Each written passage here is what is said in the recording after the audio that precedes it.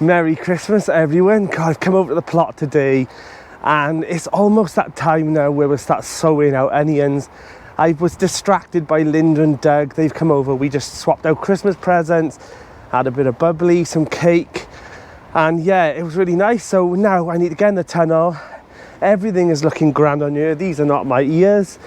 I can't just off Linda for the life for tonight, but everything's looking good. There's been a bit of storm damage, but we're looking okay. Everything's looking all right. Let's get in the tunnel. So every year I have planted up this Christmas tree for about 3 years now. I can't believe how much it's grown. I mean, it was such a small little tree when I first bought it down on the grapevine plot. And this tree has lasted just as long as the channel has. And every year at Christmas time, I take it out, repot it. But this pot seems to be okay for this right now. And then I'll put some lights on it for Christmas. And then next year, I'm hoping it'll be big enough that I can plant it over in a big planter over on the fig and olive plot. And then every year, hopefully it'll thrive. So yeah, this tree is just as old as the Grow Up channel, which started off as the Grapevine Allotment. Then it changed to the Grapevine Garden. And now we're at the stage of it being called the Grow Up channel. So let's put some lights on here and I'll also tell you what's happening today. So let's put these lights on. Every year I do this and every year symbolizes another year of growth on the channel and for myself as a YouTube creator, because I learn new skills every single month, whether it's gardening, editing, hosting, or just the whole process. You know, it changes and YouTube changes, but we're there. We're here 3 years on. The Grow Up channel's still growing. The tree is still growing, and I'm just really proud of, you know, everything that's happened. And I want to just say thank you so much to everyone who watches my channel, comments, likes, subscribes. It really does make a difference to the channel, and it will, you know, continue to grow if you all help with the channel as well. So I just want to say thank you so much, and also a huge thank you to the members of the channel as well. But the tree's up, and I thought I'd hit over and show you all the other YouTube friends of mine that have also supported this channel and have been a big part of the YouTube community. So I've thrown a few of us together to show you what they're doing this time of year. Enjoy.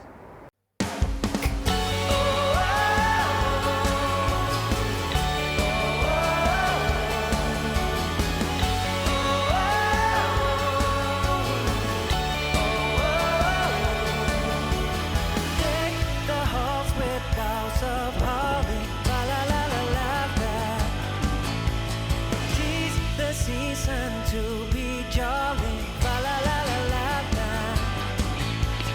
Gonna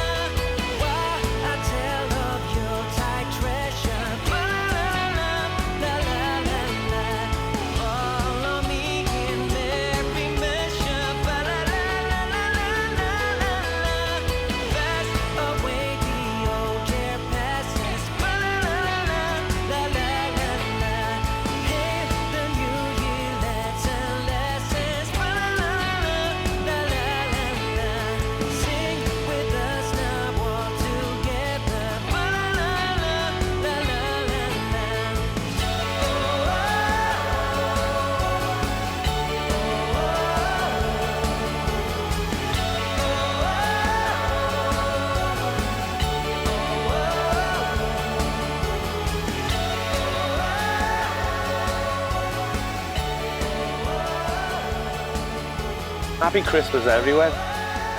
Merry Christmas. Come on. I'll have to say that when you pop the cork. Woo! There we go. Woo! Took out a robin. Merry Christmas, everyone. Cheers. Cheers. Cheers. Cheers. Oh, it's been a couple of weeks since we've had this, Ooh, Linda. it's been a long time, hasn't it? So I've got my old seed box and I thought I'd have a little look through now because this is the time where I want to start ordering my seeds. Now, this has taken a bit of a rough tumble the last couple of months. It's been battered about, but I want to go through all the seed boxes, make a list of all the seeds that I need, and I highly advise you to be doing this as well. Make a list of all the seeds that you need for next year.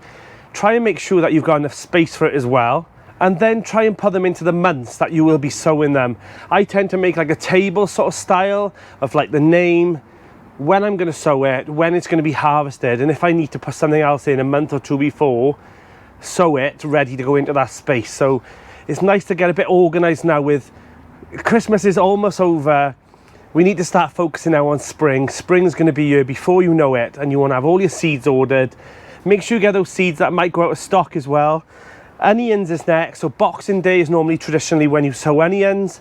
I'll be doing that as well, so if you want to sow some onions from seed, grab some onion seeds now, do an order first and get those in for Boxing Day, and then start sowing them indoors, and then as soon as they start peeking their heads over the soil, bring them down to your polytunnel or your greenhouse or a window at home, and hopefully you'll have some nice onions from seed for summer.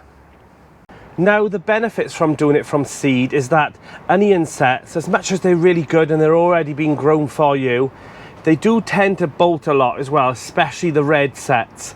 But if you've already bought the sets and you're thinking, nah, I'm not going to bother with seeds, you know, what's the point? There is a benefit though, is like I said, about the bolting. So onion sets, the red ones especially, they always bolt. A lot of them will, I'd say about 70% of them. So don't be disheartened in early spring if you start seeing them go into flower. Harvest them straight away, chop off the seed head and eat those ones straight away. They won't store. But if you grow onions from seed, especially the red ones, no bolting. So as you can see, it's rained, but this area here now is starting to really take shape. I think I might move this bed down one more because I've got 3 more raised beds as well that I've got to come in here. So I think I might put them in a different direction because I want to start doing smaller beds as well, where I can put in things like my blauhilders, my sweet peas, and then also maybe doing some montage and things as well on small teepees or trellises here. So there is some ideas as well floating around on what I'm going to do with all the beds. So not only do you stop, let's take this off. You're never going to take me serious with a blooming elf hat on you. So yeah, like if you are planning on doing onion seeds or sets or ordering, make sure you do those ordering now. Plan. This is the time, this is the last chance to plan your seed collecting and making sure all your orders are in, ready for the start of spring. And another thing to do as well is start drawing out your allotments, your gardens, about things that are going to move, things that you need to do, beds you might need to build, because I've got plenty to do here, but I've got a nice plan now, all drawn up, ready for spring, and hopefully this will become the most productive growing space that I've ever had. So fingers crossed. So the brassicas that I put in are still looking fab. All the onions and garlic are still looking amazing. They're all coming up now. They're all starting to come up. The sprouts, well, they just come in leaps and bounds now, honestly. And even the purple sprouting broccoli, so we might have a little harvest off them, you know, in January. But we've got some good news. We've got a new plot holder. So I've got a new neighbour that's going to be taking over this allotment. Now, there's a lot of work for him to do here, but he seems really keen. I'm sure that you'll meet him some point on the channel. But yeah, so he's taken over this area from down this path here next to the fig and olive and across here. So this won't be barren land anymore, full of weeds. Hopefully by spring, the new plot holders, I'll turn this into a beautiful allotment site. So good luck to him. Now, I've looked at this fence going down here, and it's just a bit of cattle fencing and some pins holding it. A lot of brambles down in this area as well that need to be dug out. I have started to here, as you can see, but I'm thinking about taking all of this fence out I'm putting a new boundary fence all the way down, sorting out this mesh here, which is the next job. But as always, the rain is stopping me like it always does. I've still got some Cavolo Nero kale coming through, beautiful, and we've still got a pile of Swedes as well. So some of those will be harvested for Christmas lunch. Also, the sprouts will. I mean, look at them, look at those beauties in there. You know, those will be harvested as well, and also some potatoes out of the buckets. Some of these have had a few nibbles as well by the looks of it. I think the slugs are getting into there, but it's always our worry as well about planting things out, especially this time of year with there's so much water, so much rain. But yeah, it is what it is. But in spring, I'll nematodes the bed. So if you haven't thought about that as well, think about getting some slug nematodes. I absolutely rate them 100%. I did both allotment sites last year and the slug population decreased by literally thousands. I was hardly getting any holes on any of my brassicas. My seedlings were all thriving. So it's something to think about to do next year. Now, did I get all the jobs that I planned on my list at the allotment ready for, you know, this time of year? Absolutely not.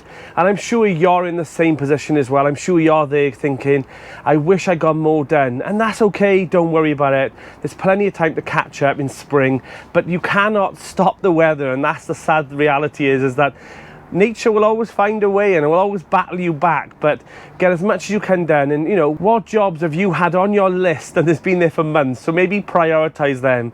I've still got millions of things to do, but we'll get there in the end. We will get there, and I'm sure you will too. So I received a card the other day off one of the viewers, Jean and Phil. Thank you so much for sending this Christmas card to the Grow Up channel. I hope you have a lovely Christmas. So this will be going back over to the house now and putting it on the mantelpiece. So thank you so much. I hope you have a lovely Christmas. I also received a new mug for over at the Feel Good Garden. It looks absolutely beautiful. So I do love a mug. You know, you'll see them on my lives all the time, every Thursday, 7 p.m. If you haven't already seen it, the Christmas special was on Thursday. It was an absolute riot, absolute riot. Linda was on there, Jane was on there, Kerry from Dog and the Plot, and also Steve Diggle was on there. But yeah, we were all on there having a bit of fun, and there was loads of people interacting, loads of other people popping in and stuff with what they're going to be doing at Christmas time, and it's going to be lovely. And they all popped in and told us, you know, what their plans were for Christmas and what their plans were for their channel later on in the season. So yeah, it's really nice. So this is going to go over to the Feel Good Garden, but not today because I've already been over and I've been distracted already by with bubbly cake. So I need to get some gardening done. There's Linda, she's off. Linda, happy Christmas. I was just talking about how we just had some bubbly and some cake. We certainly did. Do you want to take the rest of it home with you? Go on. Oh, go on then. So Linda's giving me the rest of the bubbly for the live tonight. I'll see you at it tonight, Linda, on the live. See you later. Bye. Well, that's all right. Nice bit of bubbly now, ready for the live later. So you were all champions last week as well by all those comments. Don't forget to click a like on this video. It really does boost the channel and boost the video as well. So do the same again this year. Type in Merry Christmas in the comments for me. Please, please, please. Click the like button. Yeah, and just, you know, let's have a lovely video for Christmas. Come on. So the mustards and also the spinach, the lettuces, they were from Dora, from Dora's allotment. I've also got a pile of other things you're growing, and look at, I mean, I've showed these a few times. These are dwarf lupins. I am so thrilled that these are all growing really well. You know, I've got, I don't know, maybe 24 of them all together. A few of these are for friends. But yeah, there's lots going on.